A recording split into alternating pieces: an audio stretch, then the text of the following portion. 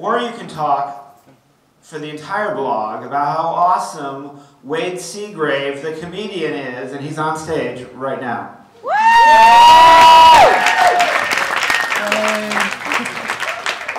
Hey everyone, my name is William Wade Seagrave, 42, according to this university, which I am so glad to be back at, because it has been a very interesting couple months. Last month I made my very first trip to Bob's. Yeah, that was life-changing for sure. It's funny, because when you enter, on the right, you have drunk karaoke, which is pretty much where a bunch of intoxicated people sing songs in about every key, except for the key the one the original artist sang it in. And then to the left, I don't even know what you call the madness in this room. My friends told me that this was the dance floor. Around the outside you have a bunch of people, you know, just sitting, congregating. You have like the rail, and then on the inside is you have this dance floor. But what it really is, it's like that scene in Mean Girls where everything slows down and you hear the zoo animals everywhere. Like, outside, you know, you have the spectators. Inside, that's where nature happens. I feel like just by going and watching, I deserve like an hour of zoology lab credit. You know? So I also had an encounter with a very overly touchy male who kept insisting that I check out the back door. If you know what I mean, I guess. I don't know. Well, come to find out, people go out the back door to go take a smoke, but I've also heard that people go out back to go do the dirty behind the Goodwill. So let me inform you that this will is too good for that. Let's see, what else happened?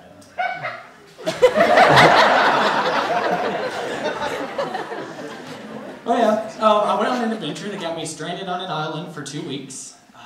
I thought it was going to be like a 3-credit-hour tour, or as Tech likes to call it, study abroad in Cuba. Don't get me wrong, it was a good trip, but Havana is a very dirty, bland city, but glad I'm back.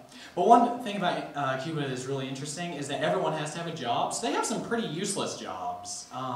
For example, the bathrooms at the University of Havana don't have running water, they don't have paper towels, they don't even have bathrooms separated for the genders. And so whenever I'm going to the bathroom, I'm peeing in like this motion to like keep the door shut behind me, because the one time I didn't, I got walked in on by a 60-year-old German lady who sounded very angry. Of course, no, most people who speak German. But back to the weird jobs. So when you get done awkwardly peeing into this toilet, which doesn't flush, and then not washing your hands, you go outside to the bathroom attendant who's expecting a tip for, I guess, listening to you pee? I don't know. But Cuba is number 1 in my book. It's number 1 in that because of their diet, it's very hard to number 2. The Cuban system has wreaked havoc on my system. We're about to get real close here, guys. I've only gone twice in a week and a half that I've gotten back. And I don't know what's happening to me, but I think it's the worst Fidel gastrointestinal distress I've gotten into.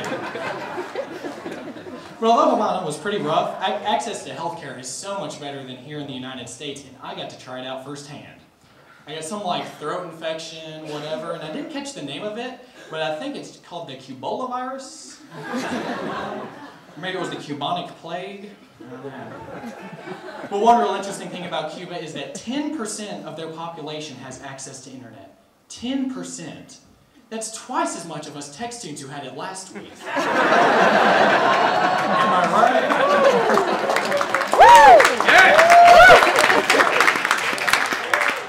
But yes, I am so glad to be back here in the United States. You know, they say money can't buy happiness, but Ralph's apple fritters are only $2. They say policemen are the ones who go after donuts, but as an EMT, I can tell you it's the wrong profession to get that stereotype. I'll tell you what. My name is Wade Seagrave. Thank you all very much.